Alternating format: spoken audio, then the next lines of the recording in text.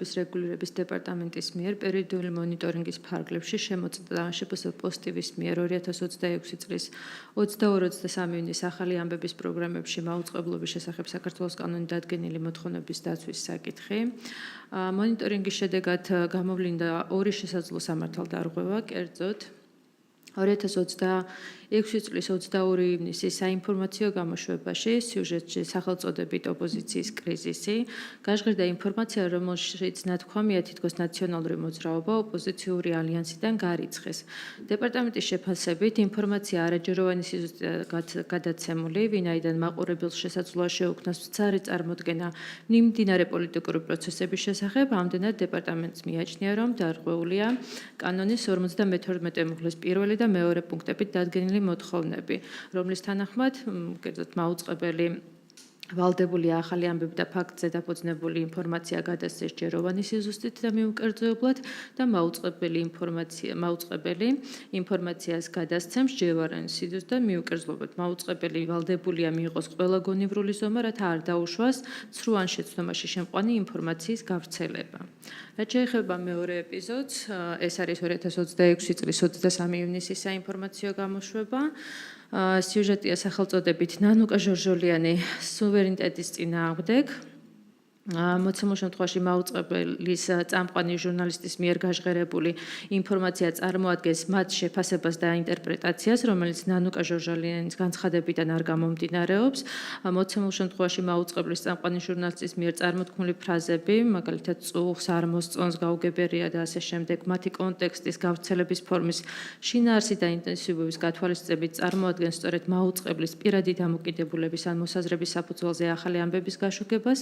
გასათვალისწინებელია, რომ მაუწყებლის წამყვანი ჟურნალისტის მიერ წარმოთქმული სადაო ფრაზები გამოხატულია როგორც მათი საკუთარი მოსაზრებები და არა მესამე პირების შეფასება.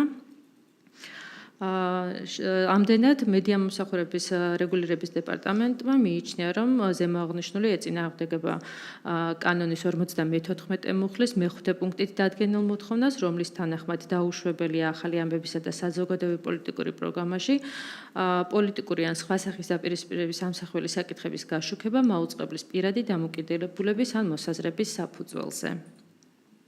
მე აქვე მოგახსენებთ ცნობისთვის, რომ კომპანია მსგავსი დარღვევისთვის წერილობით არის გაფრთხილებული, კერძოდ მაუწყებლობის შესახებ კანონის 52 მუხლის პირველი და 54 მუხლის მე-5 პუნქტის დარღვევის გამო, ვინაიდან წერილობითი გაფრთხილების დაკისრებიდან 1 წლის ვადაში კომისია კვლავ განიხილავს მაუწყებლის მიერ მსგავსი ანალოგიური დარღვევის ნიშნების შემცველ ქმედებას, დარღვევის დადასტურების შემთხვევაში მაუწყებლობის შესახებ კანონის შესაბამისად მაუწყებელს ადმინისტრაციული პასუხისმგებლობის სახით შეიძლება დაიკისროს ჯარიმა.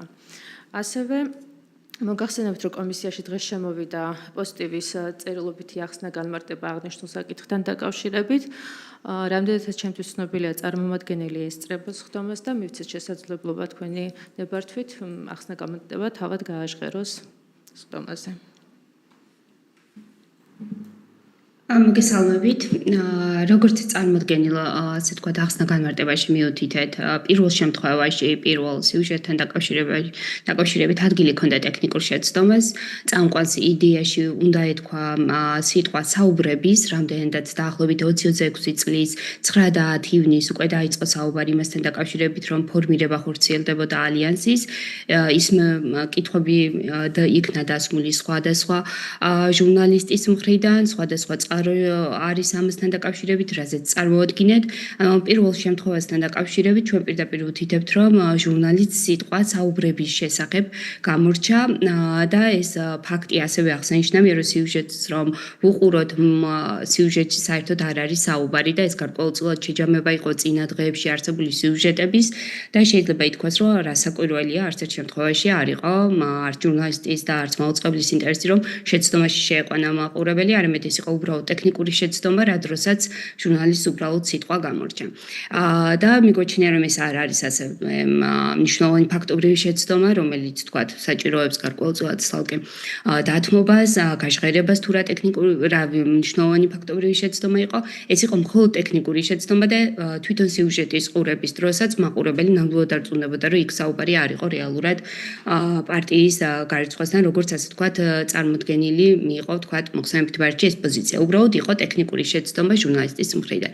მეორე კომპონენტს რაც შეეხება თვითონ უბრალოდ მეორე სიუჟეტს, ამ შემთხვევაში აღვნიშნეთ, რომ გააკეთა რეალურად პერიფრაზირება ჟურნალისტმა და ამ შემთხვევაშიც მიგვაჩნია, რომ ჟურნალისტის მხრიდან არ ყოფილა მოსაზრების დაფიქსირება, არამედ ეს იყო საჯაროდ, ასე ვთქვათ, დაფიქსირებული გარემოების შეჯამებასავით, პერიფრაზირება და ამასთან დაკავშირებით ვფიქრობთ, რომ არც ერთ კომპონენტში დარღვევა არ ყოფილა. რაც შეეხება მტკიცებულებებს პირველ кейსთან დაკავშირებით და სიუჟეტთან დაკავშირებით, წარმოდგენილი გვაქვს სხვადასხვა წყარო, სადაც სხვადასხვა ჟურნალისტი სვამს კითხვას, თუ არის საუბარი იმასთან დაკავშირებით, რომ ალიანსის ფორმირება ხორციელდება და ამასთან დაკავშირებით შესაბამისი ვიდეო მასალა თუ ფოტო მასალა არის წარმოდგენილი მტკიცებულებების სახით. მადლობა.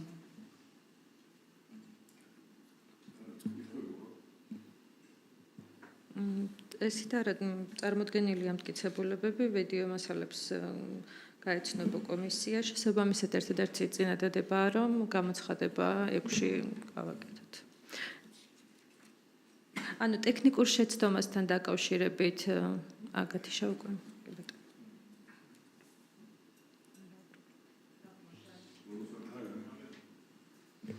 ერთი შეკითხვა მაქვს დაზუსტების კუთხით, ანუ ამბობთ, რომ თავად ჟურნალისტს ახალი ამბების გადმოცემისას შეეშალა თუ ანუ გამზადებული ტექსტიდან საუბრები, სიტყვა საუბრები უნდა ყოფილიყო, ანუ გარიცხვის შესახებ საუბრები, ანუ ეს როგორც ახსნა განმარტებაში გვაქვს მითითებული, ანუ სიტყვა საუბრები, იმიტომ რომ გარიცხვასთან და დატოვებასთან დაკავშირებით სწორედ 2026 წლის 9 და 10 ივნისი იყო ეს საჯაროდ დაფიქსირებული ინტერვიუები და ასე შემდეგ და აქედან გამომდინარე ეს იყო გარკვეულწილად შეჯამებასავით და იმ კონკრეტულ სიუჟეტში აქცენტი კეთდებოდა იმაზე, რომ რეალურად ამ საუბრების დაწყების შემდგომ განხორციელდა და შემდგომ უკვე მიყვებოდა სიუჟეტი თავის, ასე ვთქვათ, სხვა გარემოებებს ეხებოდა.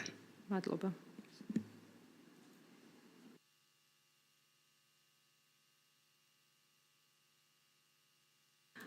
ბოლო საკითხს წარმოადგენს ქალბატონი სოფიო კაციტაძე. მოგესალმებით.